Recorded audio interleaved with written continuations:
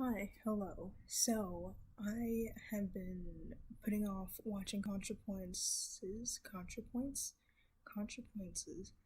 new video, and because I wanted to make a video about it and just like give my thoughts because I'm always like giving commentary while I'm watching it, so I thought it would be a good idea to incorporate it into something that I can create.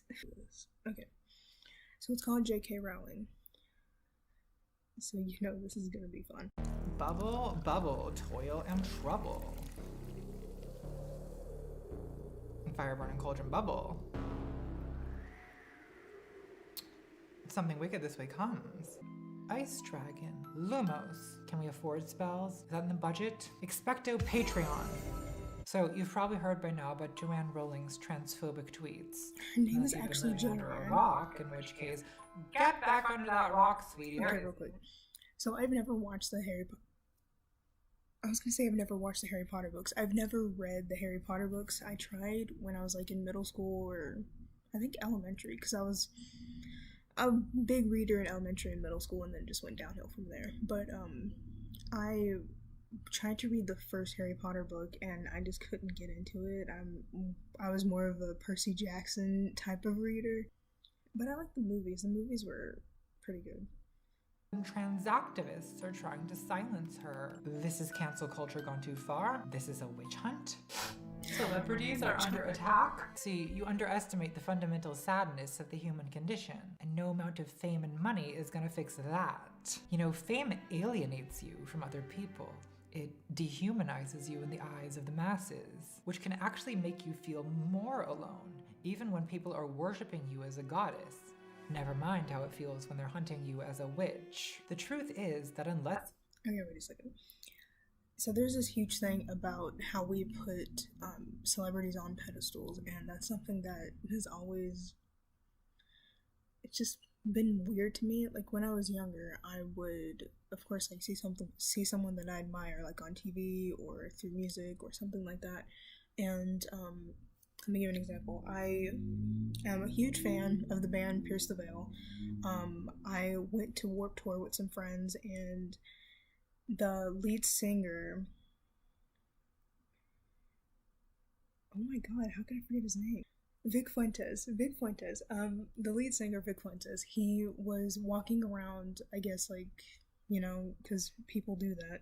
And then, I think we were leaving because we had to do something or something like that because we already saw the people that we wanted to see. I don't know what happened, but we were walking away and he was like a foot away from me and like walked past me, and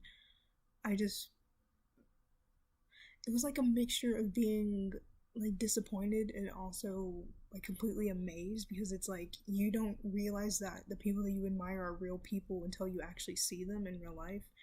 And I forgot how short he was. Like he was almost as tall as me. I'm pretty short. I'm like 5'1", 5'2". But it's crazy how we put all these people on pedestals and see them as more than human when they're not. They're obviously at a higher class, so we see them as higher people. Like they're at a higher status, so they're obviously better than us, right? So by doing that, we give them more power in society, and whenever they do something wrong, we try to take away that power as much as we can, thus cancel culture. But it really only works if there's a lot of people taking part in it. So I can see why cancel culture would be a bad thing, but really, why do we put these people on such high pedestals to begin with? Because we're all people. We should all be able to think about how someone can make a mistake and learn from it rather than just taking away their status. Depends on what they did. It depends on what they did, obviously, but that's just what I wanted to say about that.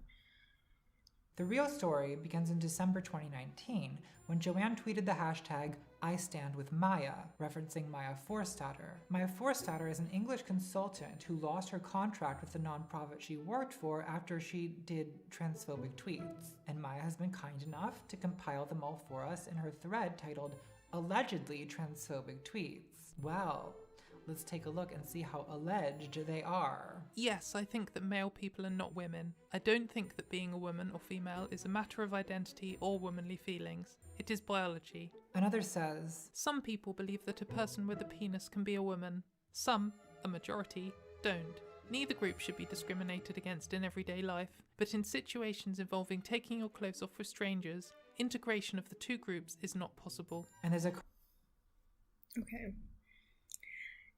Here's the thing. Discrimination doesn't happen when someone disagrees with your scientifically invalid point.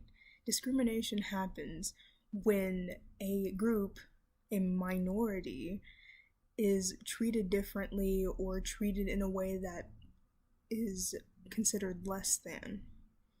And you aren't considered less than when you are the majority, the dominant group. So when a cisgendered person believes that a person who is biologically male can't be a female or can't be a woman, even though they're a trans woman, if they believe that, and a trans person or anyone really comes up to them and says, I don't think that that's right, here's my evidence listing why, that's not a cis person being discriminated against. Here's the definition of discrimination, just in case.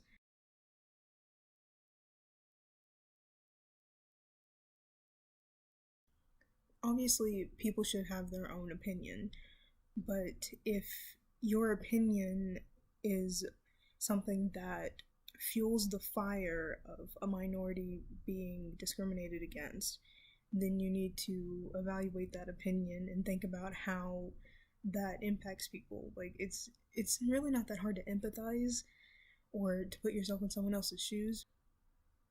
You can think differently, but if you're not open to hearing the evidence explaining why you're incorrect, then that doesn't seem like you're really trying to understand something. It seems like you're just trying to reinforce ideas that aren't inherently correct. And like, I can go into the scientificness behind being trans, but I feel like that's for a whole other video. I'll link some things if you happen to want to read it. Is this what you want, Joanne? You want to put the sorting hat on humanity and divide us up into little houses? Well, what if I'm a Gryffindor trapped in a Hufflepuff's body? What then, Joanne? What then? I stand with Maya. #this is not a drill. Now, I'm guessing that to most people, this tweet at first glance doesn't seem transphobic.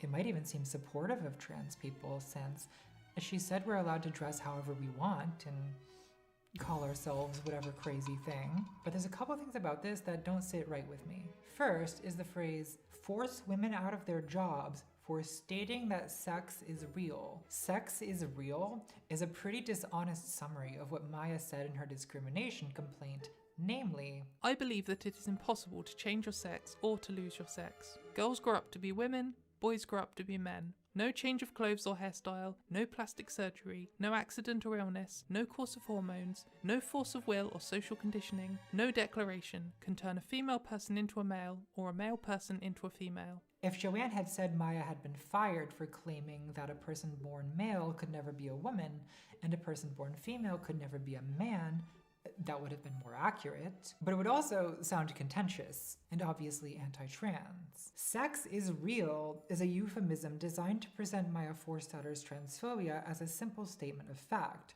basic common sense, which only crazy activists and ideologues would oppose. Transphobes love to play this game where they pretend that trans people just don't understand basic biology. That's our problem. As if I didn't start taking female hormones because I'm acutely aware that my body is not the same as a cis woman's body, that sex is real. Okay, that's the thing. That is the thing. Trans people know that sex is real. That's what makes trans people trans. Oh my gosh.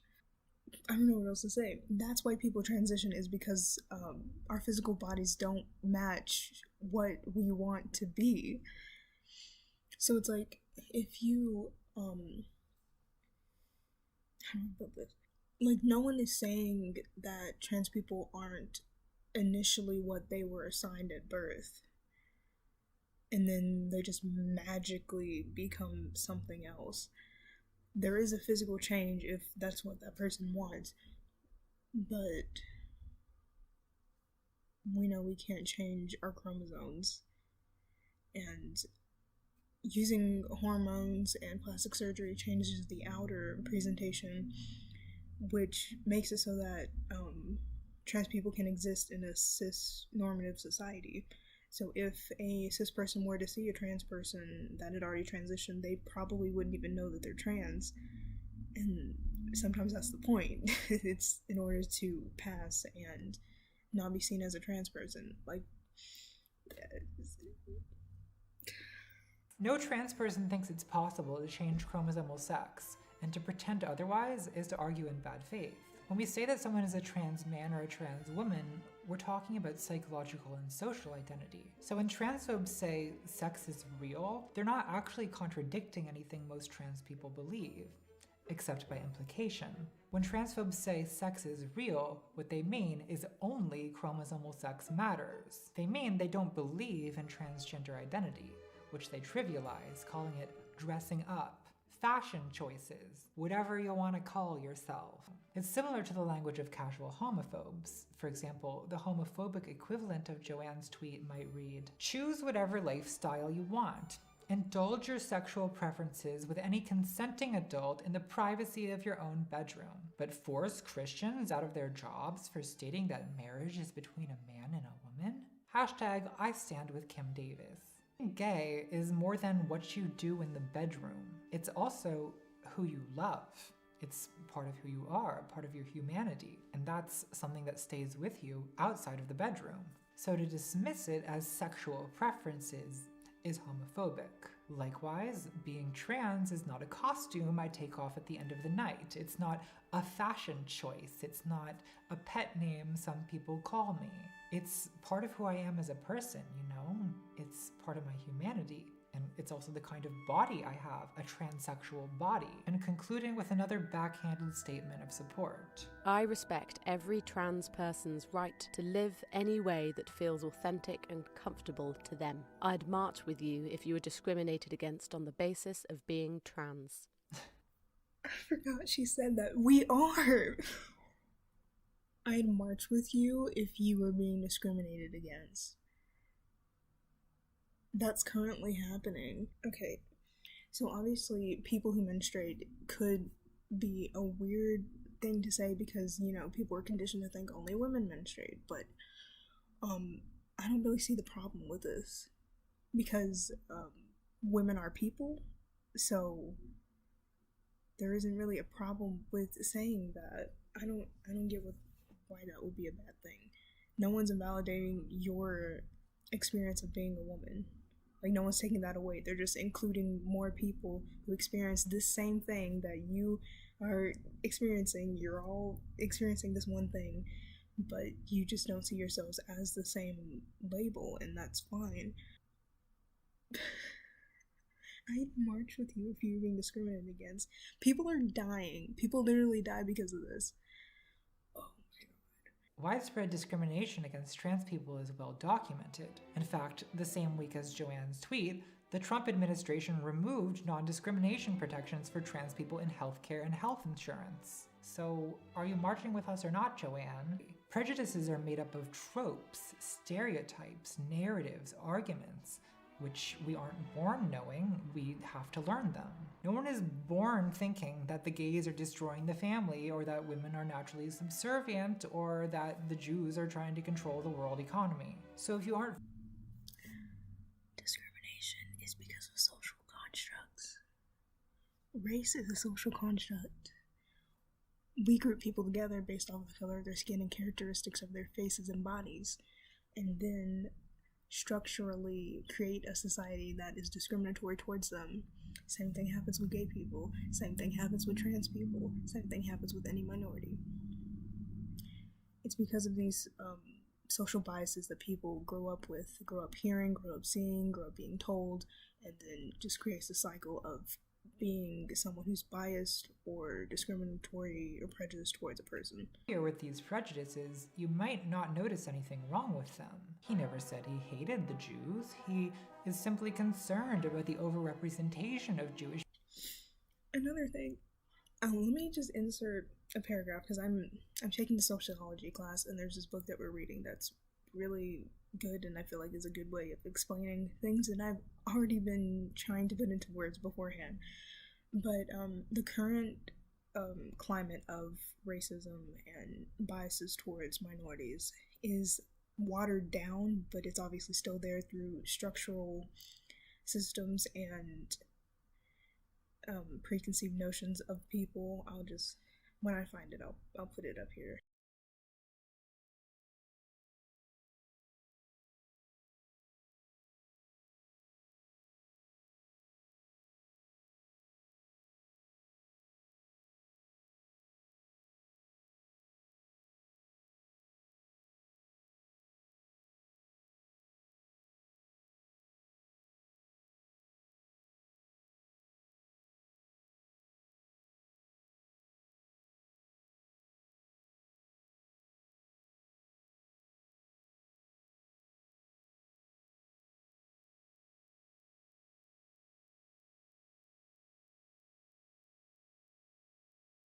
When I see Joanne tweeting about how trans people think sex isn't real and they're erasing same-sex attraction and they're silencing women, alarm bells are ringing because I recognize these as familiar transphobic talking points, specifically TERF talking points. TERF means trans exclusionary radical feminism. God, are we still talking about this? I promise this is the last time. So TERFism is it's a hate movement that disguises transphobia as feminism. Bigotry can be mean, yes, and it usually is when bigots think they can get away with it. But it's vital to recognize that being mean is not the essence of bigotry. Bigotry can be hateful, yes, but specifically, bigotry is hate that poses a political threat to the target group. The fundamental problem with TERFs is not that they're mean, it's that they're politically reactionary. They want to reverse the progress of trans liberation. Like homophobes, TERFs have historically advocated a kind of conversion therapy aimed at eliminating transsexual identity and behavior. And like the anti-abortion movement, they recognize it's not yet politically practical to completely make illegal a medical procedure they don't like, so they settle for making it as difficult as possible to get one. In 1980, Janice Raymond authored a report to the Department of Health and Human Services repeating her arguments against transsexualism, which was cited in the 1981 decision that Medicare would not cover transition-related health care. That decision wasn't overturned until 2014. So there's real political consequences to bigotry. It's not just a matter of being mean. Polite bigotry can be just as dangerous. That's why it's so hard to get people who are TERFs to understand that they're doing wrong, because they always think that they're in the right and that they are helping trans youth and helping women, but they don't see that the harm that they're doing. Because limiting trans people's access to healthcare isn't going to make trans people go away. It's only going to make the suicide rate of trans people go up, and it's only going to make trans people hate themselves more. It'll make them go and try other ways of trying to be themselves, and it's only going to make the situation worse. So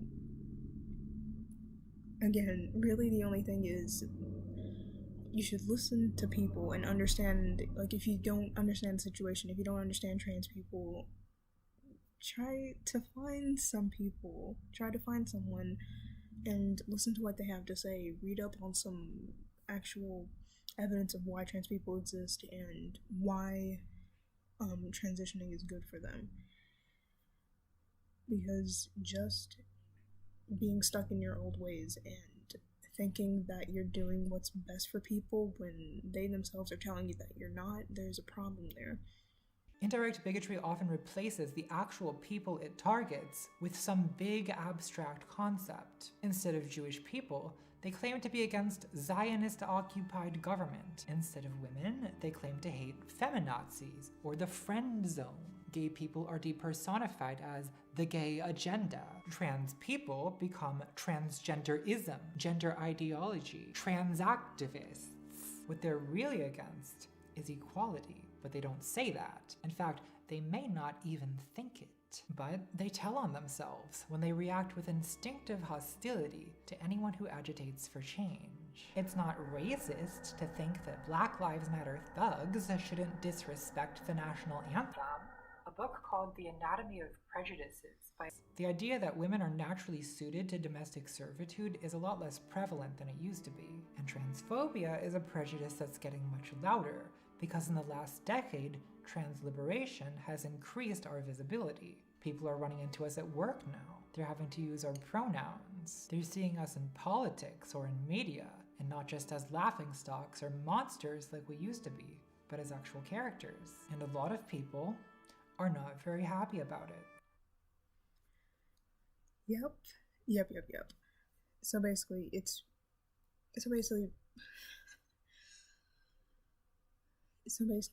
people were fine with LGBT people when it wasn't in their face or being shoved down their throats. When they have to see it as it being normal and regular, not something that they only see on TV or only hear about from a friend or watch on the Maury show, then that's when they feel threatened, because it feels like they are becoming not as prominent or not as dominant as the group that they thought just barely existed. And I don't understand why.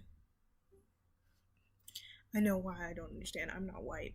But it's whenever someone is different from you and they become normalized, there's always this panic, and the majority comes to try to put away the fire because they think that this is something that is way too different to comprehend, way too different to be the same as this other person, which is the majority. And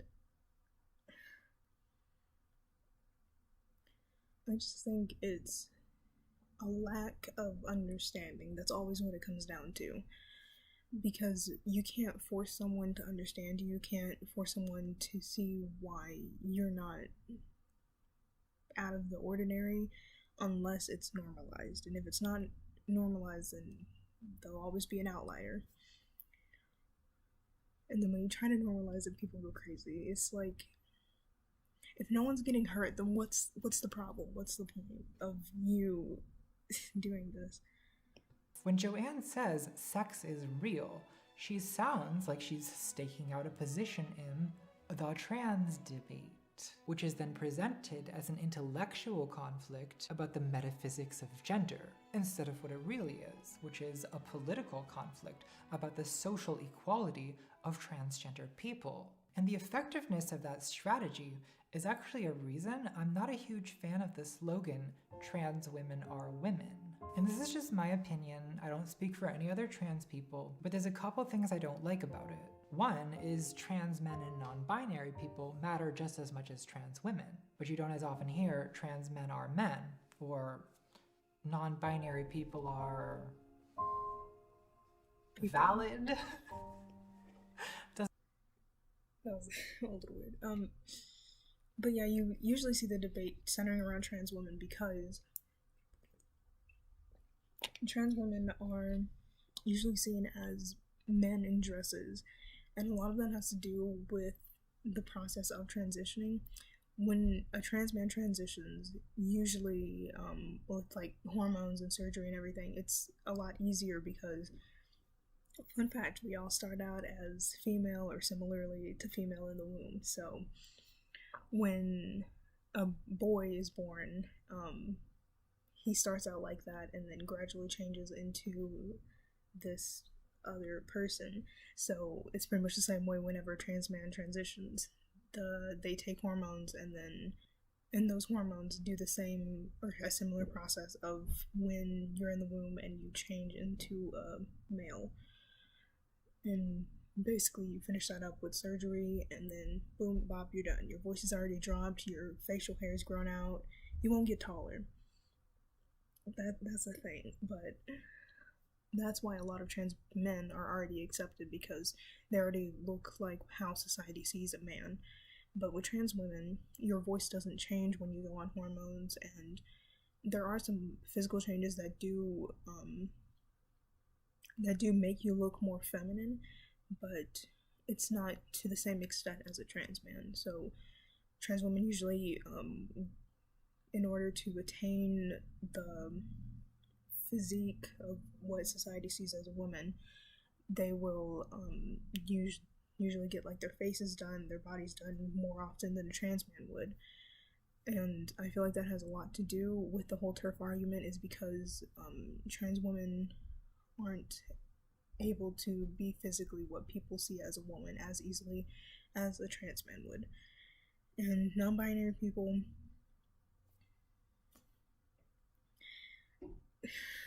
when is it gonna be okay? When are things gonna be okay? Joanne! Joanne! This is madness, Joanne.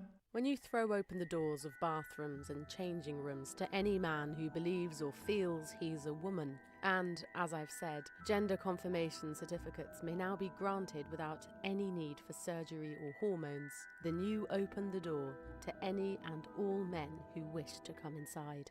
They really think that transitioning is that easy, that you just walk in and you're like, oh yeah, give me my hormones. Let me just take that up and just change. Like, you don't have to go through any kind of therapy. Like, you have to fight, like, jump over hoops in order to get your gender marker changed or your name changed. Like, it's all about education. So look, I understand that some women are anxious about the thought of predators in bathrooms. And believe me, I don't want to share a bathroom with a predator any more than you do. But not all trans people are predators.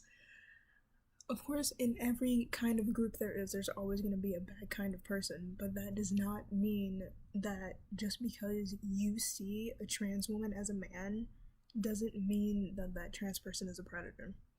And really, that just speaks on the fact that these people think that all men are predators, and that they would just do whatever it takes to be a predator in order to seek their prey. Like, they would just claim to be a woman in order to get what they want. And I'm sure that's happened before, but it's what it takes to come out as trans and be able to live your authentic self is a lot more than to just change how you dress in order to prey on people. But part of Joanne's problem here is that she seems not to really understand what being trans is. The writings of young trans men reveal a group of notably sensitive and clever people. The more of their accounts of gender dysphoria I've read, with their insightful descriptions of anxiety, dissociation, eating disorders, self-harm and self-hatred, the more I've wondered whether if I'd been born 30 years later, I too might have tried to transition. The allure of escaping womanhood would have been huge. If I had found community and sympathy online that I couldn't find in my immediate environment, I believe I could have been persuaded to turn myself into the son my father had openly said he'd have preferred. Okay, first of all, that sucks. I feel like a lot of her self-hatred would be rooted in her relationship with her dad. Not gonna say any more on that because that's a personal thing for her, but the thing is, a lot of those, like, eating disorders and anxiety and dissociation, self-hatred, all of that type of stuff could stem from gender dysphoria, and likely does, and that's why a lot of people transition and then they feel better and a lot of those things go away. But again, therapy, if you work through why you're feeling this anxiety, why you're having an eating disorder, why you hate yourself, instead of just tracing it all the way back to your gender, sometimes it's not linked to that, so it helps to talk about it. If you think of the gender that you were assigned being linked to those things, like you're anxious because you feel like you are in the wrong body, or you dissociate because you don't see yourself when you look in the mirror, things like that, and it's rooted to physical characteristics or social aspects of like being called he or she or stuff like that, then there's a conversation that you need to work out. Therapy, just therapy. Wanting to take testosterone to masculinize your body and literally live your life as a man is not the same as the typical struggles other girls go through. Joanne is projecting her own memories of troubled adolescence onto trans men and then saying, oh, clearly they were going through the same things I was, just someone persuaded them to transition. I feel like trans masculine people are less vilified, but so infantilized. I guess transphobes view trans men as women, so a lot of misogynistic tropes still apply. So much for transitioning to escape sexism. The story is often that these vulnerable, confused girls can't possibly decide for themselves what to do with their own bodies, so the courts must intervene to take control, which is exactly what just happened in the UK, where trans youth under 16 will now need not only the approval of a doctor, but will need to seek a court order in order to get puberty blockers. And the justification given for this mirrored exactly Joanne's concerns about fragile, vulnerable teenage girls being unable to make informed decisions. And is that not sexist? If you see a trans man as a woman and thinks that they can't make a decision on their own, is that not sexist? Is that not thinking that a woman can't make a decision on her own and that she needs to be helped and that she's a poor little girl that doesn't know her way in the world, doesn't know herself or anything like that? Like, taking the context of you not seeing them as a trans man, you just see them as a woman who needs help, that you need to help this poor little woman. Is that not sexist? So Silence of the Lambs is a good movie. I'm not saying it's inherently wrong to make a movie or write a book about a transgender serial killer, but there is an issue of representation. You know, for decades, there was close to zero good representation of trans people in movies or TV, but a whole host of cross-dressing serial killers, and that has an effect on the way people think. When it comes time to debate bathroom bills, and people are subconsciously remembering Psycho, that has serious consequences for trans people. It's getting so bright in here. The sun has risen. That's why it's so important to make things be normalized, to create normalcy when it comes to minorities and representation in the media, because media controls a lot of what people think. People go off, do their daily life thing, and they go on their phone, they see all this stuff about how horrible certain types of people are, and it gets ingrained in them. When that is reinforced through the TV with movies and shows, then it just keeps going. When you control the media, you control a lot of the population's opinion. And it's also not psychologically good for us to grow up only seeing monstrous caricatures of ourselves in media. Like, even... Okay, I need to put in another thing. There's this documentary that I thought that it was really good. It's on Netflix, and it's about how a lot of trans people grew up seeing like these horrible depictions of trans people in media and how it affected them, put off the process of figuring out who you are and growing up, internalized transphobia, that kind of thing. Really suggest that you watch that. Pronouns are rehypnol. Important article by Hairy Legged Harpy. AKA Vulvamort. She who must not be named. Followed by J.K. Rowling. Because, of course, pronouns are rohypnol. Rohypnol is roofies. And there's a picture of a pill with she on it. Pronouns are like rohypnol. They dull your defenses. They change your inhibitions. They're meant to. You've had a lifetime's experience learning to be alert to him and to relax to her. For good reason. These instinctive responses keep you safe. It's not even a conscious thing. It's like the hairs standing on end. Your subconscious brain is helping you not get eaten by the saber-toothed tiger that your eyes haven't noticed yet.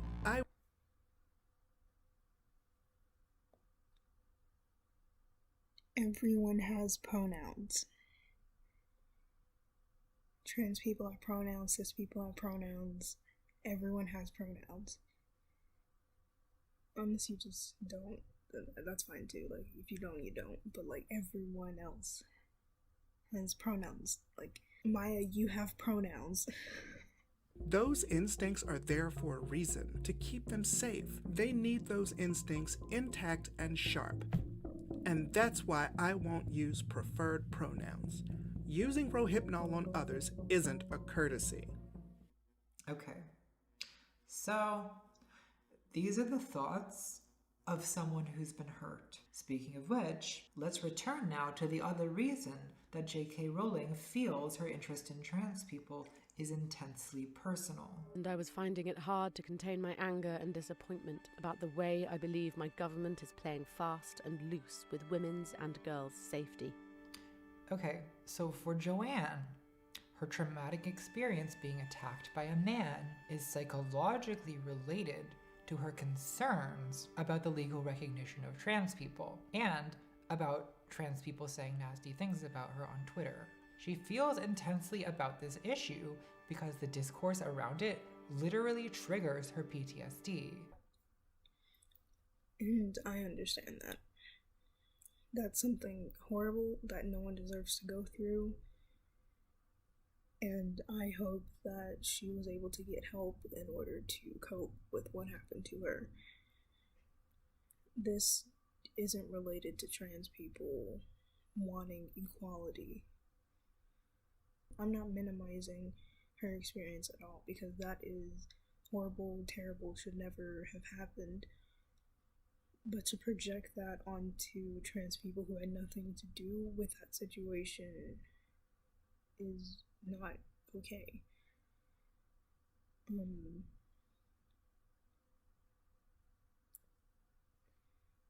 I'm sorry that she had gone through that. This witch doesn't burn. Let's see what else we have for sale at wildwomenworkshop.com. Fuck your pronouns. Trans men are my sisters. Sorry about your dick, bro. That's a good one. I'd wear that. Don't call me sis. Cis is a vile slur against my tender normality. Must be really hard for you, not being a tranny. War is peace. Freedom is slavery. Ignorance is strength. Trans women are women. God, the sense of persecution. This is Orwell's nightmare. This is how Nazi Germany started. First, Hitler told the transgenders they were super hecking valid, uwu. Then he burned their books out. Wait, oh no, that's actually the opposite of what happened. Slurs, feminist t-shirt. Nice trilby, it's very dapper. Slurs, man-hater, feminazi, prude, witch, bigot. Wait, bigot?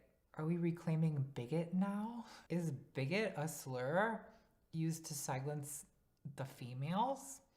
Joanne wrote in her essay that she was standing up in solidarity with Women who have histories like mine, who've been slurred as bigots for having concerns around single-sex spaces. slurred as bigots. There's something so revealing about the claim that bigot is a slur, because so much of indirect bigotry is an attempt to reverse the roles of victim and aggressor. Isn't calling people bigots the real bigotry? It's good. It's very clever. A white racist will hardly ever use the phrase white supremacy. No, they say white genocide, always on the defensive. And now transphobes are bemoaning lesbian extinction. The same conservative media who 10 years ago were portraying lesbians as like angry, mannish have now created this mythology of lesbians as these virginal damsels in distress who are threatened with invasion and now extinction. On one front, by the dark cabal. And do you want to know why that is? Because whenever there's a minority, the dominant group tends to, attack and single them out, force them to conform, stuff like that. But when another group that is more of a minority than that other group, someone that's more new and crazy and just out there, they're on the side of the minority they were excluding originally, which is what happened like at the beginning of America when people hating Italians, like white people who were not Italian were hating those types of people, and then would be fine with them once black people came into the picture, because then they could talk down to them. And it's the same thing. It's like people hated gay people, and then now the trans people are in the picture, gay people are okay, so now let's hate on the trans people. It's the same cycle, it just keeps going. Of endocrinologists for somehow coercing them into becoming men. Elliot, no. You can't possibly be doing this because you're 33 years old and capable of autonomous thought. Clearly, you are tricked by the transgender lesbian extinction agenda. And on the other front, by trans women who... Elliot Page. I love Elliot Page. He's... Okay, so... this is just gonna be me talking about him for a minute. So when they were in Juno, my life was completely changed. Still one of my favorite movies to this day. And then what is it called? Gerard Way made it. Umbrella Academy. When Umbrella Academy came out, my love for Elliot Page just like went through the roof. So this is now a stan account for Elliot.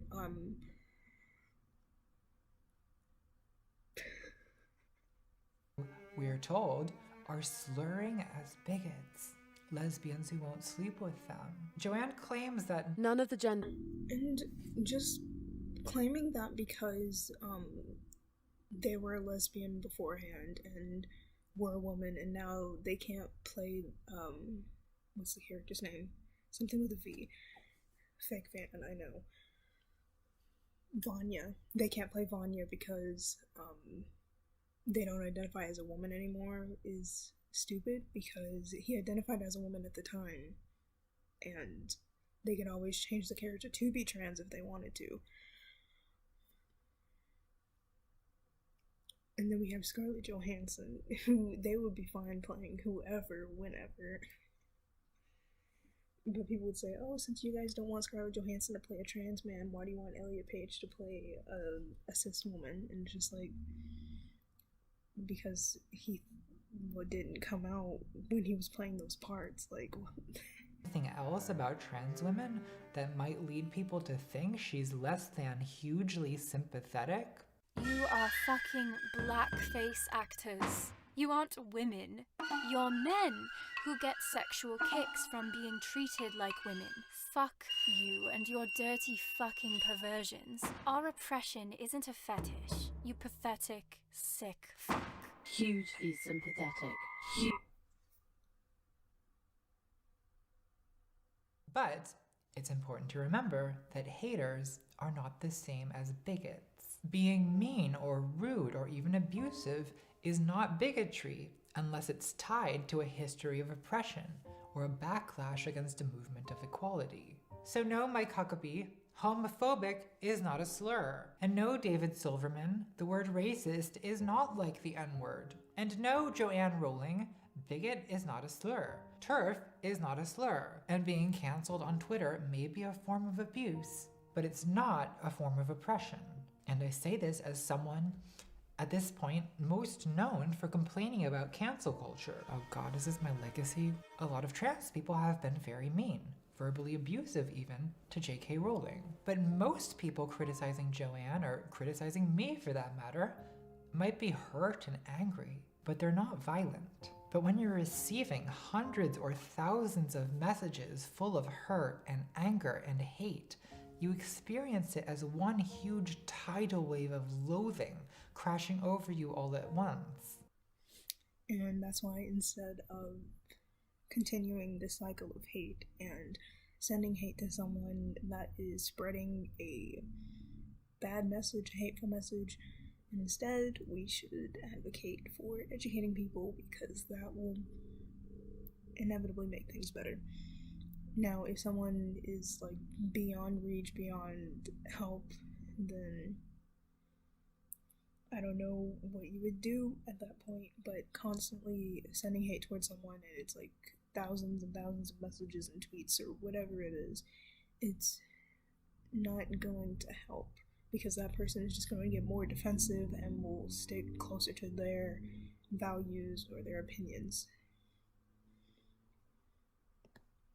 And that 0.1% of messages that really are violent, they become emblematic of the way the whole experience feels. And if you've been the victim of abuse before, the experience can be pretty triggering. So it's just not always as simple as the victim. and the abuser. Sometimes victims are also abusers. Sometimes abusers have a history of victimization. Sometimes righteously angry people cross a line into abusive excess. And not all abuse comes from a position of power. Why are so many trans people on Twitter so easily driven to extremes of rage and aggression?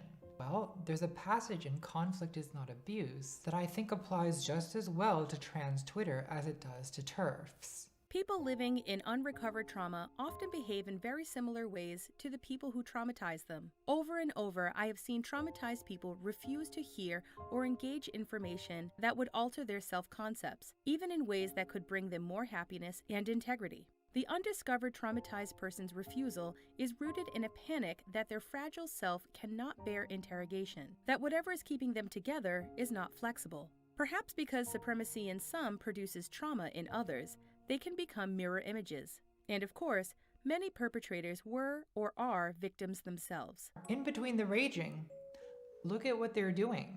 They're begging for money to pay for healthcare, begging for money to pay for housing. You are worth hundreds of millions of dollars, Joanne, or pounds, or gringotts, or whatever you people have. And trans people are out here literally begging for healthcare. They're begging, Joanne. How powerful could the trans agenda really be? Joanne, you have so much power and influence, many, many times more than what I have. And I have much more power and influence than most trans people. Okay, I guess that's it. Mischief managed.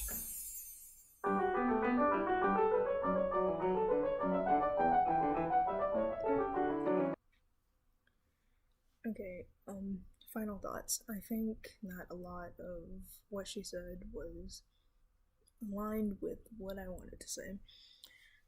Basically everything. So I highly suggest you watch the entire video. I'll link it, of course, and I'm just gonna reinforce what I've already said. Look at some sociology books, like some educate yourself about like the concept of groups interacting, and then when you're ready, maybe even look into the histories of and the cultures and just like the existence of other minorities, because really the only thing that combats hate is empathy and education. Yeah, that's all I gotta say. This was a really good video, of course. As always, I'm amazed. I am applauding you. Contrapoints is one of my favorite YouTubers, and I highly suggest that you watch her videos because they're really good, and I think she genuinely cares about the topics that she talks about and does proper research and tries to understand things before giving out her opinion and facts that back up things that she's talking about. So, yeah, thank you for watching. This is gonna take a long time to edit. I am gonna go get something to eat because I'm hungry. Have a good day, night, time, and be nice to people. That's just the bare minimum. Please just be nice to people. Okay, bye.